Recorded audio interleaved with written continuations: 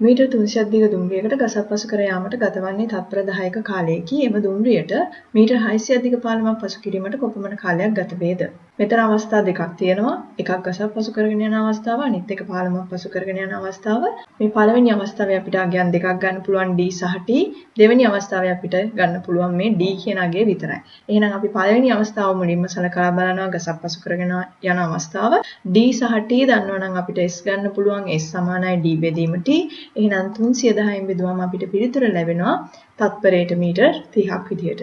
මේ තියෙන දුම්රියේ ස්පීඩ් එක. එහෙනම් දැන් අපි යනවා දෙවෙනි අවස්ථාවට.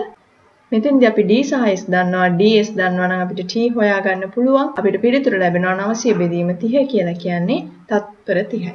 ඔයගොල්ලෝ දැනගන්න ඕන මූලික කරුණු වල ඉඳලා සංකීර්ණ ගැටලු දක්වා හදන විදිය අපි අපේ channel එක හරහා පාඩම් කීපයකින් සාකච්ඡා කරලා තියෙනවා. ඔයගොල්ලන්ට දැන් පුළුවන් ඒ පාඩම් සියල්ල අධ්‍යයනය කරන්න.